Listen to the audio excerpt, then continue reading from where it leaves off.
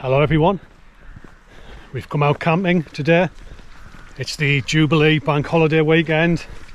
We're in the wonderful Lake District just underneath the Fairfield range. That's where we're going to head up into today and hopefully wild camp somewhere on the other side. I think maybe it's Grisedale town. So yeah, beautiful day, the sun's out, weather forecast looks decent. So we'll see how we get on.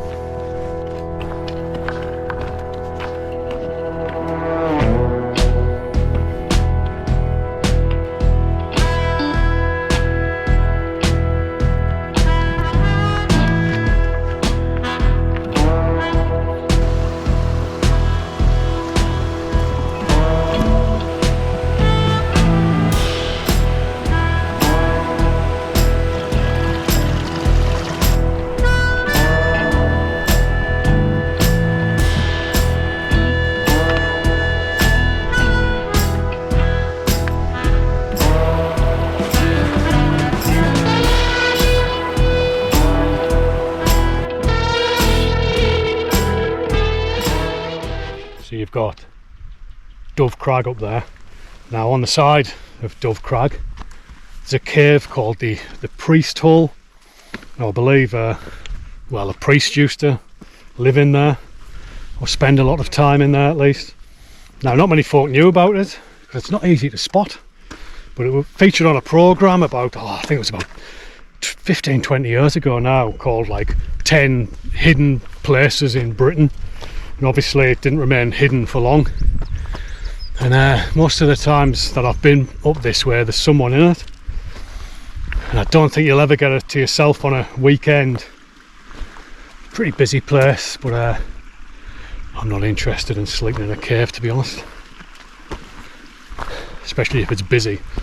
You come here to get away from people, not to kind of crawl into a small space and sleep next to them. So just to the right hand side when you come up here, you can see just there is an old ruin. It looks like a shepherd's hut or a herder's hut, but it's pretty derelict. I have seen people camping there before. The walls are a couple of feet high, so it's enough to give you some shelter in bad weather.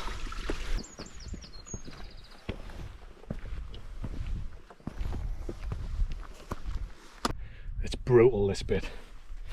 I used to call it the Devil's Staircase, but there's one in Scotland called that, so I call it the Satan's Staircase now, which is probably a more accurate description of it. But we've just passed a couple of lads there who went to sleep in the Priest Hole last night, but they arrived late and there was already 4 other people in there.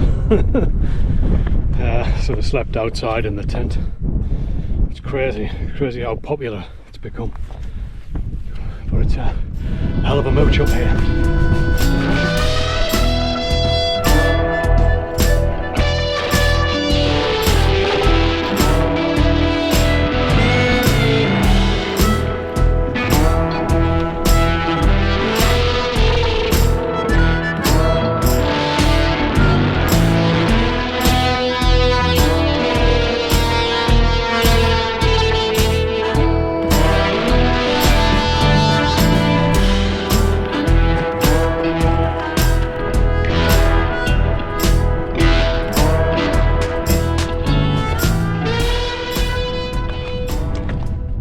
So we're just resting here. It's still pretty early, it's only about 20 past 2 in the afternoon, and Fairfield Peak's just there and Grisedale town is just over the other side, so we don't want to get there too early, so we're just chilling out. Some cracking views up here though. You see all the way down to Ambleside there. Got Windermere. It's pretty busy though. It's obviously a lot of people are doing the Fairfield Horseshoe, which I think starts in Ambleside and goes over Fairfield and then back round.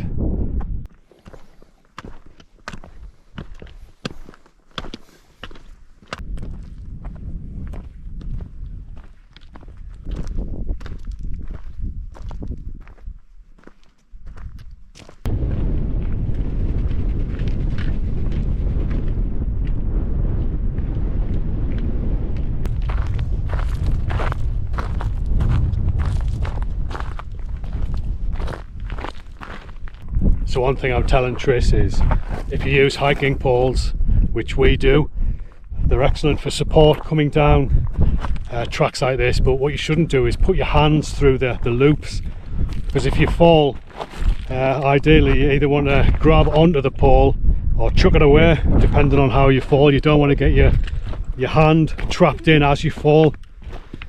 So yeah, on these tricky descents, just keep your hands out of the loops. Another top tip when you're coming down this type of shingle path down a steep incline is to go down on your side. Now if you go down on your back, if you fall, you've got to put your arms behind you. You can easily twist an elbow, twist a shoulder. You could even, you know, you could bang your head on a rock or something like that as well. But if you kind of just go down on the side and you do slip, you've got much more opportunity to kind of put your hand down and basically just to fall in a safer way, if there is such a thing. So Tris is just demonstrating the technique here beautifully. Go on you go, Trisha. Show them how it's done.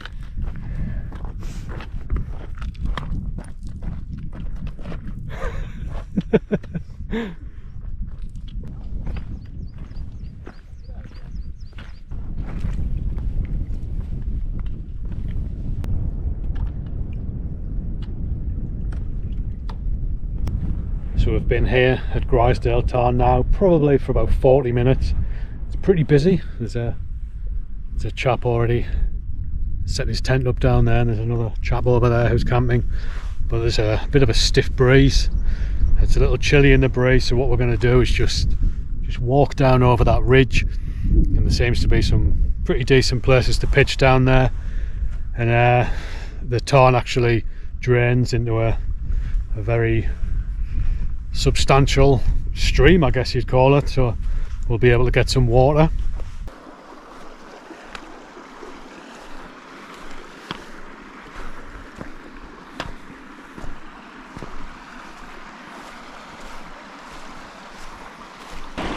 So we're just finding somewhere to cross this little burn. But Trish hates anything like this. She once fell into a river on the way to the hidden valley in Glencoe in January. It was absolutely freezing, below zero. Trish just went straight in, didn't you, Trish? She doesn't like to be reminded about it. Yeah, you can get across there. Yeah. So this looks easy enough, Trish. Just get in there.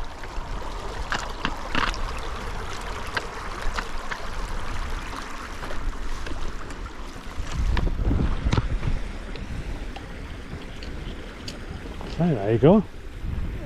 Now to it. So this is looking good. Looks like a nice flat sheltered spot here. Trish is going to check that out.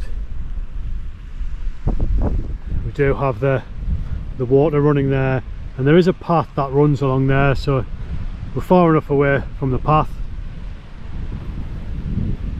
and the tarn is just over there.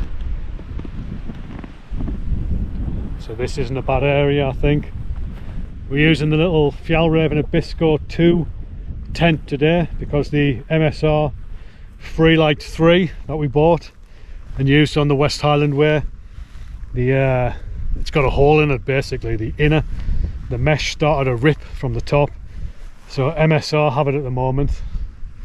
I haven't heard anything back from them yet, so we'll see how that pans out. So I found a spot. What I do is I let Trish decide where she wants to camp, and then if it's not perfect, she can't blame me. So you've picked a decent spot here, haven't you, Trish? I think so. She's put her poles down to mark the direction of travel.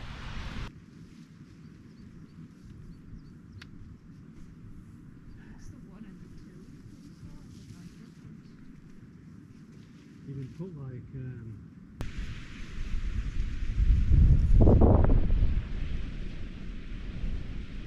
so we've got the tent up.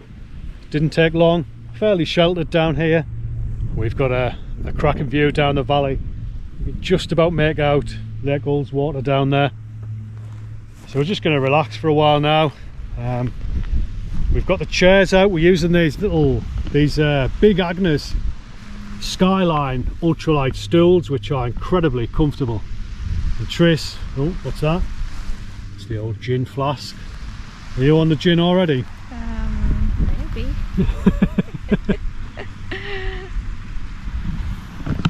Should have put in a cup. Yeah, there's a cup there. Do you want a cup? What about the cup? I'll get you a cup. Oh, thanks. I haven't got any beer or wine with me. I was getting a bit tired of just carrying all the extra weight, so I've got my little flask. I'll show you. My little Stanley. Where is it? My Stanley flask, which is, I think it's an 8-ounce flask. Don't ask me what that is in millilitres because I haven't got a clue.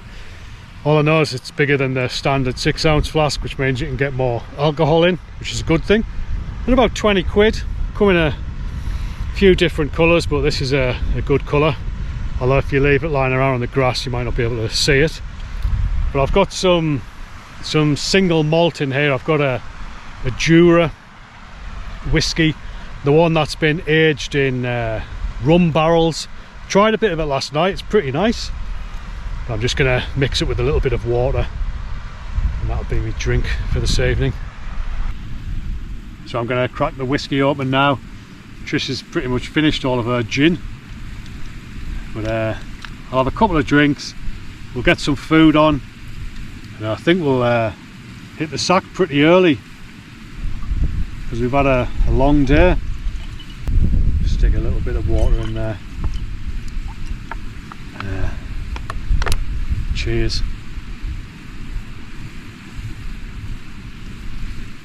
Oh, beautiful.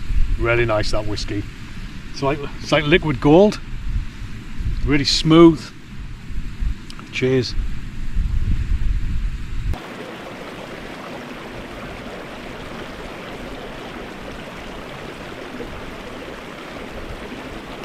So for dinner, we've both gone for the real termat. What is it? The kebab stew. It's the kebab stew. Kebab stew, we've had it quite a few times now. It's really nice. In Norwegian it's called kebab greit, which you can just see there. Now real termat, they do 2 different sizes of meal. They've got like an orange pack, which is about, I think it's about 100 calories less, and then you can get these green ones, which are the Full meals. Yeah, or field meals they call them. And I think this one gives us about 700 calories, where I think the orange version is about 580 or something. So I think the field meals are what you want if you've got a bit of an appetite like.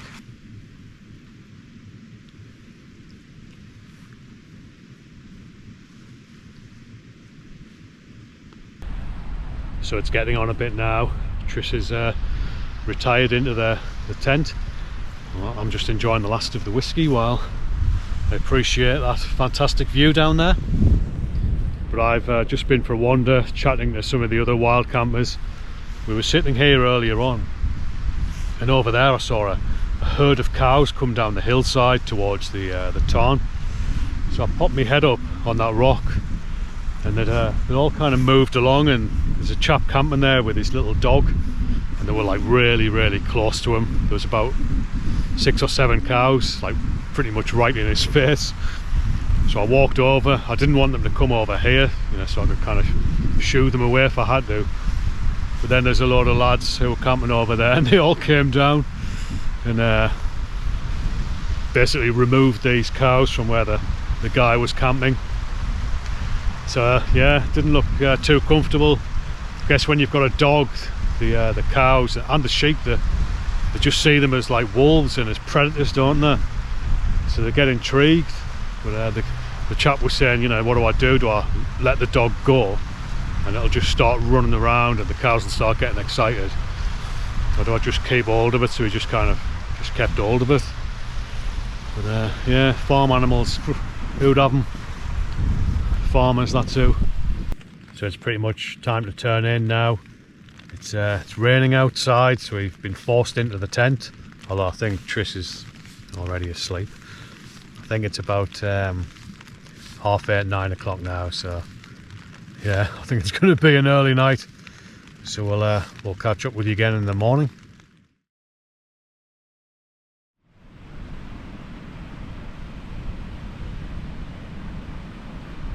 Morning everyone. Oh, wow, what a night. The rain came in just as we went to bed, and it just didn't let up until about 25 minutes ago. Just heavy rain all night, so didn't really get much sleep, to be honest. The noise it was making on the tent, but what can you do? It's 7:30 now, and I'm just gonna filter some water, get the stove on and get a brew on the go. I've got some real coffee with me for this morning. I'm just going to be using the little GSI coffee filter to get a brew on. So the ignition on my Soto Windmaster seems to have given up the ghost. So I usually bring a little kind of ferro rod with me. Well, I haven't got it with me today, but I've brought a lighter instead. So hopefully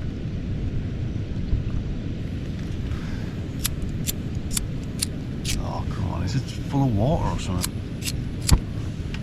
Yeah, it looks like there's loads of water in there. The tent was leaking a little. Anyway, we'll be able to get a brew. Seems to have cleared up a bit now outside.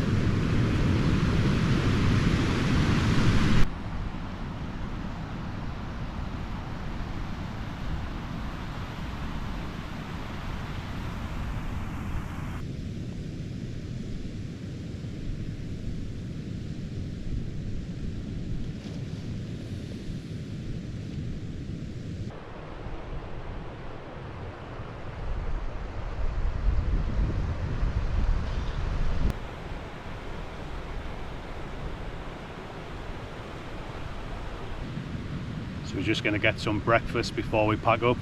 As you can see behind, there's a bit of blue sky, so we'll just let the tent dry for a while, get a bit of food, and then we'll head on down the valley. We've got all day, so we're in no hurry. Not really sure how far we've got to walk, probably just about 5 miles I think, but I've never actually been down this valley before, so I'm looking forward to exploring it. I think there might be a little hut down there. I remember seeing on the map that there was some kind of like bothy down there. I could be wrong, mind, but we'll find out.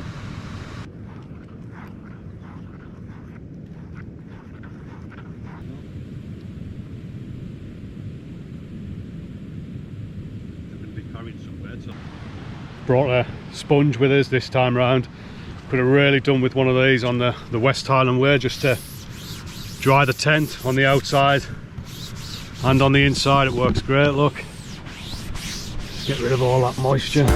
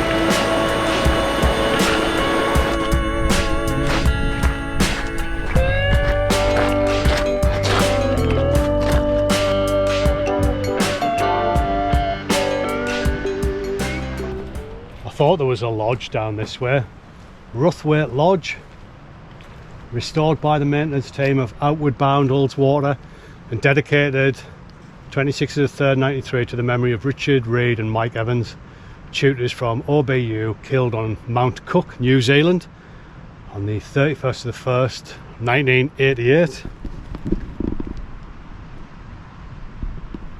I don't think it's going to be open. Don't think it's like a bothy or anything. Yeah, it's locked. Nice little building though, and a fantastic location. Look at those waterfalls coming down. It's a fair old size as well.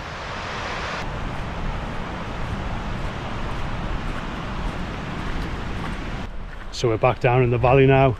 We're just following this track here. Hopefully this will take us into Patterdale, and then we can kind of make our way back along next to the road, back to the truck.